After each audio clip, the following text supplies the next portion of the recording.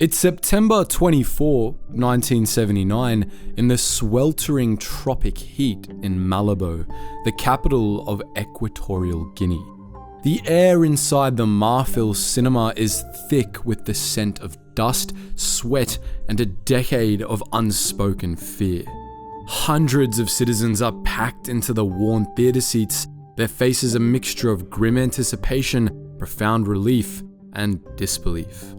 Outside, thousands more crowd the streets, listening intently to the tinny broadcast from loudspeakers, translating the proceedings from Spanish into the local Fang language. On a makeshift stage, where a cinema screen once offered escapism, sits the defendant. He is a stooped, diminished figure, a man brought low. This is Francisco Macías Nguema, the nation's first president, the self-proclaimed president for life, Grand Master of Education, Science and Culture, and, in his own grandiose mythology, the unique miracle of Equatorial Guinea. Stripped of his uniform and his titles, he sits under the guard of soldiers who, just weeks before, would have trembled in his presence. He is facing a special military tribunal convened by the very men who once served as the instruments of his terror. The charges, read out in a clear, deliberate voice, form a litany of horrors that had been whispered in secret for 11 years, but are now spoken aloud for the world to hear. Genocide for the systematic and brutal persecution of the Bubi ethnic minority. Mass murder for the tens of thousands executed in his prisons and death camps. Treason for the deliberate dismantling of the state he had sworn to protect. Embezzlement of public funds for the looting of the national treasury down to its last coin. And systematic violations of human rights, a clinical phrase for a reign of unimaginable cruelty. For these crimes, the prosecution would demand not one death sentence, but 101. The setting itself is a profound statement on the nature of his rule. A nation whose judicial system had been utterly annihilated, with its judges executed, its lawyers exiled, and its law books burned, couldn't convene a trial in court, for none truly existed. The last vestiges of an independent judiciary had been abolished by Nguema himself in 1971. Instead, this judgment was staged as a public spectacle, a piece of raw political theatre designed for mass consumption. It was the final bloody act in a national tragedy, a desperate attempt to cauterize a wound that had festered for over a decade. The question hanging in the hot, still air wasn't one of guilt or innocence, but of how. How did the man celebrated in 1968 as the father of independence, the liberator from colonial rule, become his country's executioner? To understand the depth of this tragedy, one must first travel back to the promise that was lost. On October 12, 1968, when the Spanish flag was lowered for the last time over the city of Santa Isabel, Equatorial Guinea was not a nation born into poverty. It was, by almost every measure, a jewel of post-colonial Africa, an anomaly of prosperity and potential. In the years leading up to independence, this tiny nation, comprised of the island of Bioko and the mainland territory of Rio Muni, boasted a higher GDP per capita in comparison to its neighbors. Its literacy rate stood at a remarkable 89%, one of the highest in Africa. Its healthcare system was so well developed, with a network of clinics and hospitals, that it had more hospital beds per capita than Spain itself. The economy was robust, built on the lucrative export of high-quality coca, prized by the world's finest chocolatiers, along with premium coffee and valuable Okoumi timber from the dense mainland forests. This was the hopeful, functioning, and remarkably prosperous nation that Francisco Macías Nguema inherited. It was a country on the launch pad of African history, seemingly destined for a bright and stable future. Yet, This prosperity was a fragile colonial construct, like a magnificent house built on a foundation of sand. The entire economy was critically dependent on foreign expertise and labor. The vast cocoa and coffee plantations were owned and managed almost exclusively by Spanish planters. The difficult, back-breaking work of harvesting the crops was performed by a workforce of over 40,000 immigrant contract laborers, primarily from neighboring Nigeria. The civil administration, the technical services, the power grid, and the ports were all run by Spanish civil servants and technicians. Most critically, the nation lacked a deep bench of indigenous expertise. At the moment of independence, the number of native Equatorial Guineans with a university education was remarkably low. The nation's wealth was built on an intricate system it didn't fully control and had not been trained to sustain. This created the perfect conditions for a catastrophic collapse. It would only require one paranoid enough to drive away the foreigners who ran the economy and brutal enough to murder the few educated locals who could have taken their place. In 1968, as the world watched with optimism, just such a man was taking the oath of office. The stage was set for one of the most complete and terrifying societal collapses of the 20th century. The man who inherited this jewel of an African nation was, by all contemporary accounts, profoundly and dangerously unremarkable. Before he draped himself in the grandiose titles of a tyrant, he was known as Macías Nguema. He was born in 1924 into a world of colonial subjugation and personal trauma. His official hagiographies would later invent a heroic childhood of anti-colonial defiance, but the reality was far darker and more instructive. His psyche was forged in a crucible of loss, humiliation, and a simmering, pathological resentment that would one day consume the entire nation. According to one account, the defining event of his life occurred when he was just 9 years old. He reportedly witnessed a Spanish colonial administrator brutally beat his father to death over a wage dispute. A week later, his mother, overwhelmed by grief and despair, ended her own life, leaving Macías and his 10 siblings as orphans. In a single week, his world was shattered by the casual brutality of the colonial system. The experience instilled in him a profound and lifelong thanatophobia and a deep hatred for the Spanish authority that had destroyed his family. He also survived multiple severe bouts of tuberculosis, an ordeal that further cemented his terror of mortality. As a young man, he was described by those who knew him as quiet, introverted, and almost pathologically subservient. He found work as a house servant for Spanish settlers, an experience that earned him ridicule from other members of his Fang ethnic group, who saw him as a collaborator. This period fostered a deep-seated inferiority complex, a gnawing sense of inadequacy that targeted two specific groups: the white Europeans he served and the educated African elite he envied. His ambition was to join the colonial civil service, a path to status and security. Yet, here too, he was met with failure. He failed the civil service exam 3 separate times before finally passing, allegedly with the assistance of colonial authorities who saw his subservience as a useful and pliable tool. He eventually secured a minor position as a court clerk and interpreter in the town of Mongomo. It was a lowly post, but it gave him his first taste of power. He reportedly used his position to manipulate trials for bribes, learning early on that the law was not a set of principles to be upheld, but a weapon to be wielded for personal gain. This background, marked by profound trauma, repeated failure, and social humiliation, forged a psyche that was dangerously insecure. He was a man consumed by envy for those with the intellectual credentials and social standing he so desperately lacked. This personal sense of inadequacy would not remain a private struggle. It would metastasize to the core of his political ideology. He knew that he couldn't compete in a world of ideas, debate, and intellect, so he would seek to destroy that world entirely.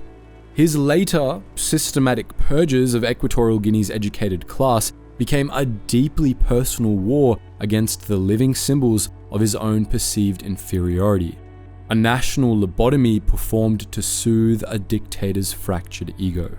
His unlikely rise to power was a masterclass in fatal miscalculation by the departing Spanish.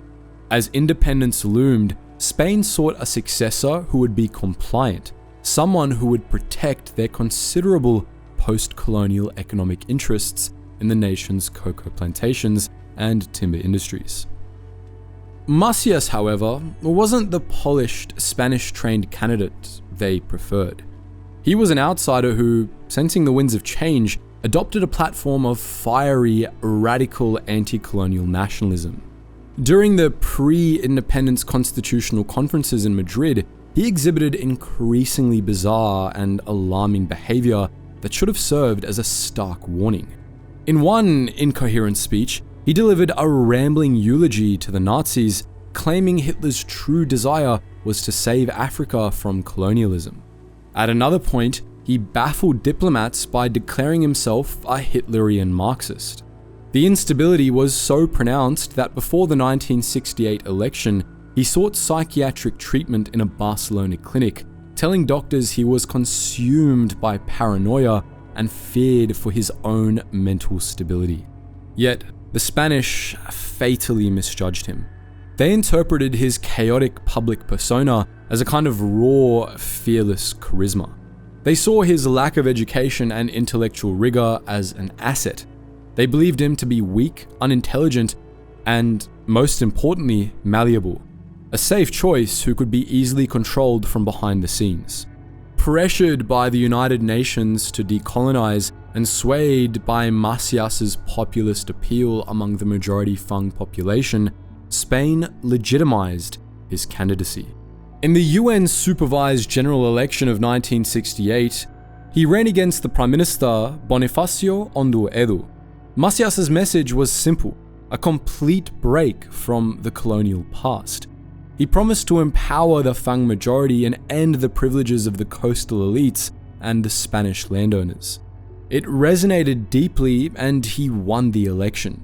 On October 12, 1968, the unremarkable court clerk from Mongomo, the man deemed too unstable for even his own peace of mind, stood on the steps of the presidential palace and became the first president of an independent Equatorial Guinea. The illusion of a democratic transition, of a peaceful and hopeful new era, lasted less than 5 months. In the first weeks of his presidency, Macías played the part of a conventional leader.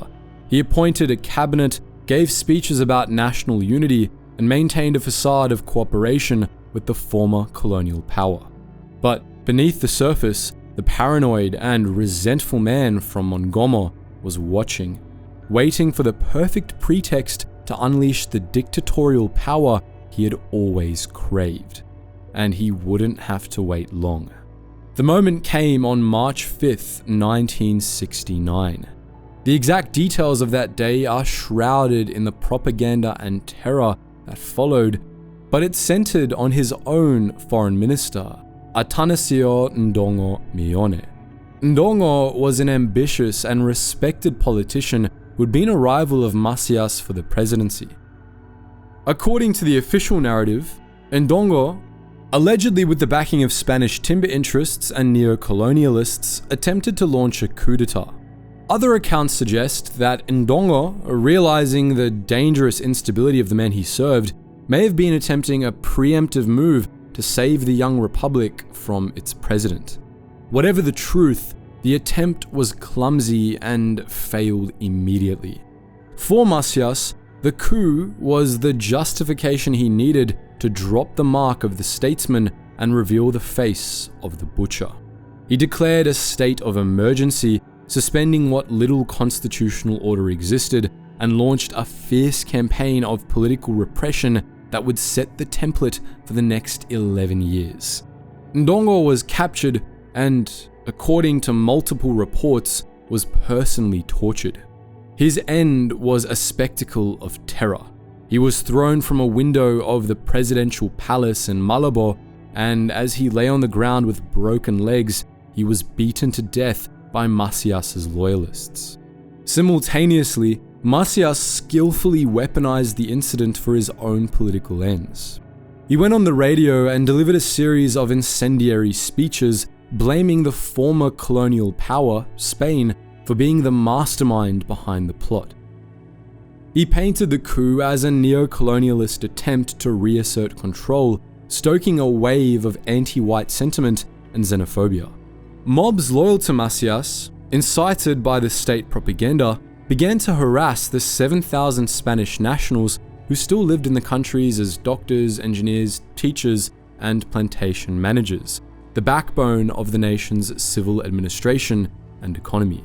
Fearing for their lives, the Spanish community panicked. Spain organized an emergency evacuation, and within a few weeks, the country was gripped by a mass exodus.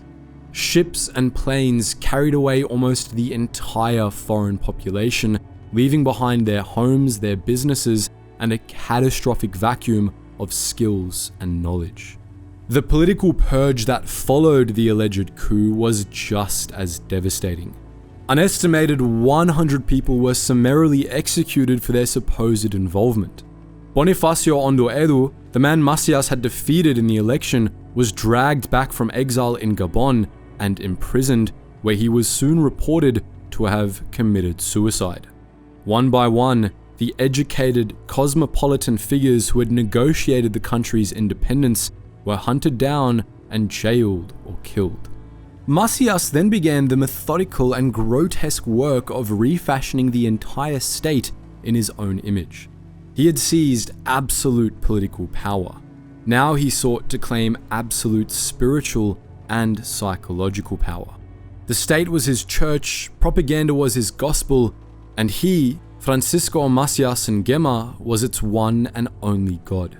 The process began with a series of pseudo-legalistic decrees that stripped away the last vestiges of the 1968 Constitution. On May 7th, 1971, he issued Decree 415, a chillingly simple document that repealed any part of the Constitution that interfered with his rule and granted him all direct powers of government and institutions. He was now, officially, above the law because he was the law. In July 1972, he took the next logical step, having his rubber stamp National Assembly proclaim him president for life. A year later, in 1973, he held a sham plebiscite on a new constitution that formally vested all power in the office of the president for life. The official result was a predictable 99.9% in favor. The Democratic Republic was officially dead and buried. From this foundation of absolute power, a grotesque cult of personality flourished, reaching levels of absurdity that would be comical if they weren't so deadly. Macías assigned himself to a series of increasingly grandiose titles. He was the Grand Master of education, science, and culture. He was the nation's father, its savior, its protector. But his favorite, the one that captured the sheer scale of his ego, was the unique miracle. State radio broadcasts began with hymns of praise to the president. School children were no longer taught reading and writing in a conventional sense. Their lessons began with forced chants. Macías is the only way. Macías is our savior. His portrait was mandatory in every home, every classroom, and every public building, a constant looming presence in the lives of his subjects. Priests were ordered to open their sermons with the blasphemous phrase, "Nothing without Macías, everything for Macías, down with colonialism and the ambitious." When this wasn't enough, he ordered his own photograph to be placed on the altars of every church. Finally, in 1978, he went even further changing the national motto itself. It now read, "There is no other god than Macías Nguema." To enforce this new state religion, Macías created his own fanatical inquisition, a paramilitary youth militia called the Juventud en Marcha con Macías, the youth on the march with Macías. Recruited from the bottom rungs of society and indoctrinated with his ideology, these thugs, often just teenagers armed with rifles and machetes, became the regime's most feared enforcers. They patrolled neighborhoods, set up roadblocks, and terrorized citizens for any sign of insufficient adulation. The crime of being descontento, or simply discontented, was enough to warrant a beating or arrest. Failing to attend a rally, or attending but lacking enthusiasm in your praise for the president, could lead to imprisonment or death. Macías sought to erase the colonial past by renaming everything in his honor. The capital, Santa Isabel, was renamed Malabo. The main island of Fernando Po, named for its Portuguese discoverer, was officially rechristened Macías Nguema Biogo Island. The goal was total saturation. Every aspect of life had to reflect the absolute centrality of the unique miracle. Under the rule of the unique miracle, the state of Equatorial Guinea ceased to function as a governing body and transformed into an engine of pure terror. Power wasn't exercised through laws, ministries, or courts, but through the arbitrary and sadistic application of violence. If the cult of personality was the regime's soul, its body was a sprawling network of concentration camps, torture chambers, and roving death squads. The heart of this system was a handful of prisons that became synonymous with suffering and death. For the thousands of men and women sent to these places, a prison sentence was almost always a death sentence, just one carried out over a period of agonizing months or years. Survivors and international reports paint a hellish picture of life inside. Prisoners were systematically starved, their rations so meager that they were forced to forage for fruits and insects in the surrounding forest while performing hard labor. They were forced to build roads, bridges, and presidential villas with their bare hands, lacking even the most basic tools. Disease ran rampant, with no medicine available after Macías effectively outlawed Western medicine, proclaiming it un-African. The targets of this terror were, at first, political opponents, but the net of paranoia soon widened to include anyone who could represent an alternative to Macías's absolute authority. He launched a pathological war on the nation's tiny intellectual class. Pretty much anyone with a university degree, who studied abroad, and who even spoke a foreign language fluently was to be a suspect. This was Macías's national lobotomy, a systematic effort to murder his own country's mind. The statistics are staggering and speak to a calculated campaign of extermination. Of the members of the 1968 parliament that had ushered in independence, more than 2/3 were executed or disappeared during his rule. Of the 12 ministers who made up his original cabinet, 10 were murdered. The director of the National Bank was publicly tortured to death. By the late 1970s, there were virtually no qualified doctors, lawyers, or engineers left in the country who weren't either dead, in prison, or in exile. The violence was also explicitly genocidal. Macías, a member of the majority Fang ethnic group, unleashed a campaign of terror against the Bubi people of his home island of Bioko, whom he accused of harboring secessionist sympathies. Bubi leaders and intellectuals were systematically rounded up and executed, their villages decimated. It was a campaign of collective punishment that would later form the central charge of genocide at his trial. A key figure overseeing this architecture of terror was Macías's own nephew and favored protege, Teodoro Obiang Nguema Mbasogo. Rising through the ranks, Obiang became the military governor of Bioko Island, vice minister of the armed forces, and, most damningly, the director of the infamous Black Beach prison. According to survivor testimonies and reports from the time, the sadistic abuse in the prisons was often directly overseen by Obiang, who reportedly enjoyed mocking, torturing, and personally participating in the executions of prisoners. Macías's reign of terror wasn't confined to the political sphere. It was a scorched earth policy applied to the entire social and economic fabric of his nation. The same paranoia that drove him to murder his ministers also drove him to dismantle, piece by piece, the very systems that allowed his country to function.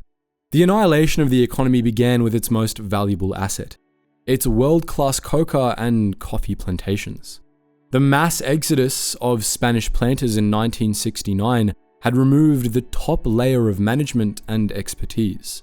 This was followed by a campaign of persecution against the more than 40,000 Nigerian contract laborers who formed the skilled workforce of the agricultural sector. Facing brutal exploitation and xenophobic violence, tens of thousands of Nigerians fled the countries by the mid-1970s. The result was catastrophic. Coca production, the lifeblood of the nation, plummeted from over 36,000 tons in 1969 to less than 5,000 tons a decade later. The once manicured plantations that had made the country rich were reclaimed by the jungle. The president's own policies were actively and bizarrely destructive, born of a paranoid desire to control every aspect of life. To prevent his citizens from escaping his island prison by sea, he outlawed ocean fishing and, in a fit of madness, ordered all private boats in the country to be destroyed. Fishing canoes, transport vessels, all were dragged onto the beaches and burned on his command. There were even reports of him mining his own roads that led out of the country. The formal economy, deprived of its exports and its currency, simply ceased to exist. Barter became the primary means of exchange. Government services evaporated. With no doctors left, hospitals became empty buildings where the sick were left to die. Schools closed as the teachers were killed or fled. Even the electricity in the capital, Malabo, became a casualty. In 1977, the city's lone power generator exploded after Macías, in his infinite wisdom, insisted it could run without lubricating oil. The capital was plunged into darkness from which it would not emerge for years. The regime's final descent into economic surrealism came when Macías, convinced that officials in the capital were plotting to steal from the state bank, made a stunning decision. He ordered the entire national treasury, suitcases filled with millions of dollars in foreign currency reserves, to be physically removed from the bank's vault. He had it all transported by truck to a simple mud brick hut in his remote home village. There, it was said, Macías would sit alone for hours, communing with the nation's wealth, the master of a ruined country and a phantom treasury. By 1979, an estimated 100,000 people had fled the country. Out of a starting population of around 300,000, this meant that as many as a third of the entire population was living in exile. It was a demographic hemorrhage on a scale almost without precedent. Entire villages were abandoned. The country was bleeding its people, its skills, and its future.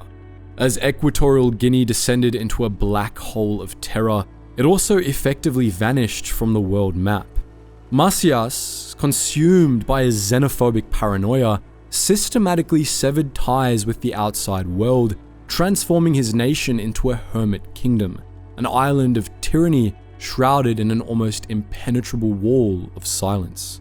His first and most dramatic break was with the West.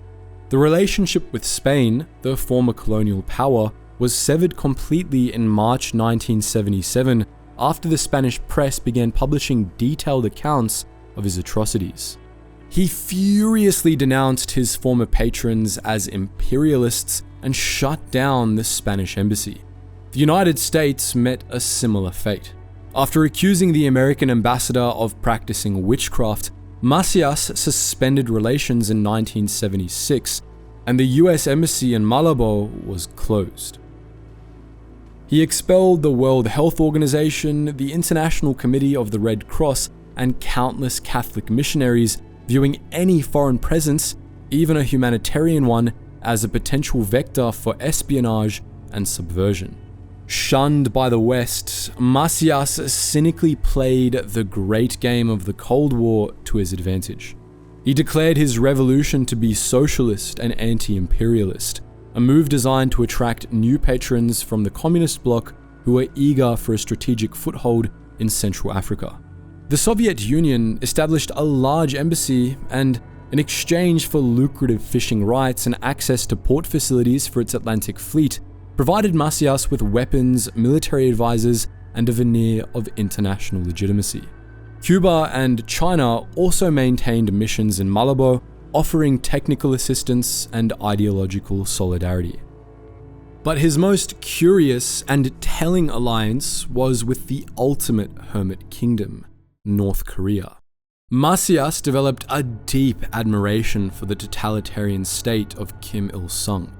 Pyongyang sent security specialists to train his presidential guard, and the two dictators shared a bizarre camaraderie. This relationship became so close that Macías sent his own children, including his daughter Monica, to be educated in Pyongyang under the personal care of Kim Il-sung, entrusting the future of his dynasty to a fellow god king. But by the late 1970s, the wall of silence began to crack. The sheer scale of the refugee crisis could no longer be ignored. The 150,000 exiles who had escaped carried with them horrific first-hand accounts of the terror. Their stories began to filter into the international press and the offices of human rights organizations. In 1978, groups like Amnesty International published damning reports, compiling evidence of systematic torture, political murder, and genocide. These reports, based on extensive refugee testimony, finally gave the world a name for the horror: the Dachau of Africa. The evidence was so overwhelming that international bodies were finally forced to act. In March 1979, the UN Commission on Human Rights passed a resolution condemning the regime and appointing a special rapporteur to investigate the abuses. By the summer of 1979, the regime of Francisco Macías Nguema was rotting from the head down. He had effectively abandoned the capital, ruling by erratic radio decrees from his heavily guarded palace in his home village of Mongomo. There, surrounded by a detachment of North Korean bodyguards and consumed by an addiction to bang, a potent form of cannabis, and iboga, a powerful local hallucinogen, his paranoia metastasized into a terminal madness. He saw plots and conspiracies in every shadow. The circle of his perceived enemies, which had grown over the years from political rivals to intellectuals to the booby people, finally closed in on the last people he had left to trust: his own family. In a fit of delusion, he was convinced his own clan was using witchcraft against him, and he ordered the execution of several members of his inner circle. Among those murdered was a brother of his own nephew and chief enforcer, Teodoro Obiang. This was his final, fatal miscalculation. The act of turning on his own blood sent a shockwave through the regime's elite. For Obiang and the other senior officers who had faithfully carried out his brutal orders for a decade, this was the terrifying proof that the system they had helped build was now turning on its creators. They looked at the aging, drug-addled tyrant in his jungle palace and realized a simple, terrifying truth. Their own survival now depended on his immediate removal. On August 3rd, 1979, Teodoro Obiang struck. Leading a contingent of 400 soldiers, he launched a swift and decisive coup d'etat against his uncle. The plot was well supported, with the military and even Macías's own palace guard quickly siding with the rebels. Foreign embassies, including those of Spain and the United States, were aware of the plot in advance and offered their silent, tacit approval. Anyone with an interest in the region knew the Macías regime had become dangerously unstable. The takeover of the capital, Malabo, was virtually bloodless. But on the mainland, Macías, secluded in his home village, initially resisted. The ensuing conflict between his few remaining loyalists and Obiang's forces was brief but bloody, leaving an estimated 400 people dead. As his support crumbled, Macías committed one last act of nihilistic revenge against the nation he had destroyed. Before fleeing into the jungle, he set fire to the wooden hut containing the national treasury. He incinerated what was left of his country's cash reserves, an estimated $100 million, in a final, spiteful bonfire. For 2 weeks, he remained a fugitive, a pathetic figure hiding in the dense rainforests he had always claimed as his spiritual home. But on August 18th, he was discovered by an old woman, hiding under a tree, alone, hungry, and exhausted. The unique miracle, the man who claimed to be a god, was captured without a fight. The news of his capture sent waves of jubilation across the country. The 11-year nightmare was finally over. Obiang's junta, calling itself the Supreme Military Council, declared the coup a coup for freedom and promised a new era of reconstruction and human rights. But as the nation celebrated, a troubling question lingered. The man who now positioned himself as the nation's liberator was the same man who had for years served as the director of Black Beach Prison. The tyranny was over, but the tyrant's apprentice was now in charge. Teodoro Obiang's new regime faced an immediate challenge: what to do with the captured tyrant. A summary execution in a dark prison cell would have been easy, but it wouldn't have been enough. To truly break the spell of the unique miracle, to truly legitimize their own rule, and to offer the nation a desperately needed moment of public catharsis, they needed a spectacle. They needed a trial. And so, the narrative returns to where it began: the Marthal Cinema in Malabo. On September 24th, 1979, the trial of Francisco Macías Nguema commenced. The proceedings were a surreal blend of formal legalism and raw popular justice.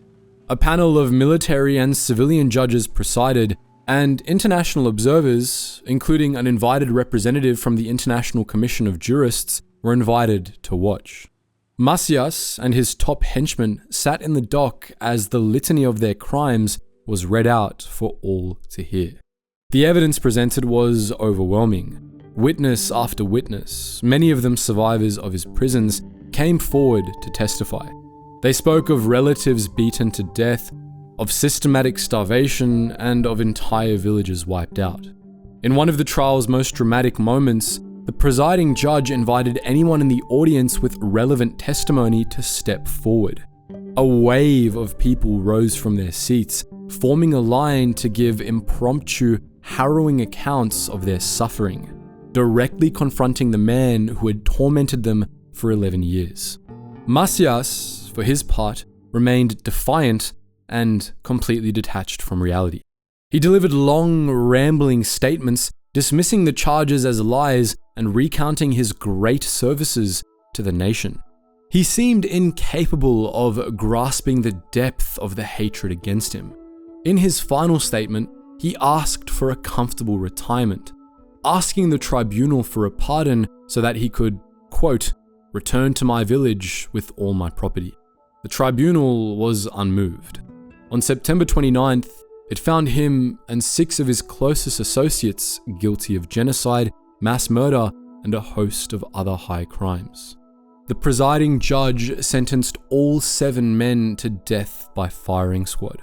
At the moment the sentence was pronounced, the courtroom, which had been held in a tense silence, erupted. The audience leaped to its feet, cheering, clapping, and weeping with a decade's worth of pent-up emotion. Within hours, on that same evening, the condemned men were taken to the grounds of Black Beach Prison for their execution. But there was one final, bizarre twist to the story of the unique miracle. The local Equatorial Guinean soldiers, raised on tales of Macías's supposed magical powers and witchcraft, refused to form the firing squad.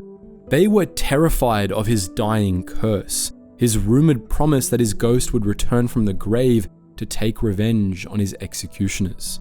In the end, the new regime had to fly in a detachment of professional Moroccan soldiers to carry out the sentence. As dusk settled over Malabo, Francisco Macías Nguema was tied to a post. The shots rang out, and the man who had called himself a god fell to the earth. The sorcerer was dead. The long nightmare was finally over. The execution of Francisco Macías Nguema was a moment of profound and genuine liberation. For the first time in 11 years, the people of Equatorial Guinea could speak without fear, worship without persecution, and hope for a future free from terror. The new regime under Teodoro Obiang made immediate promises of reform. Churches were reopened, a general amnesty was declared for political prisoners and exiles, and the new government appealed to the world for humanitarian aid to stave off famine. Spain and other nations responded quickly, sending food, medicine, and doctors. It seemed, for a brief moment, that the country was finally stepping out of the darkness. But the man who now presented himself as Equatorial Guinea's savior was no stranger to the tyranny he claimed to be ending. Obiang acted only when the monster he served began to devour its own. By putting Macías on a public trial, he masterfully scapegoated his uncle for the crimes of the entire regime, including his own.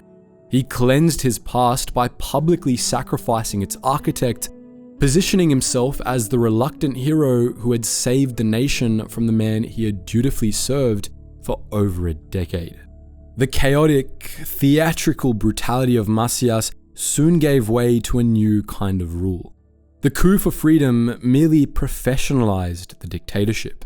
The arbitrary terror was replaced by a more disciplined and systematic repression. The one-party state remained, the security forces were kept intact, and the cult of personality was simply transferred from the uncle to the nephew. The ultimate tragedy of Equatorial Guinea's story came in the 1990s, with the discovery of vast offshore oil reserves.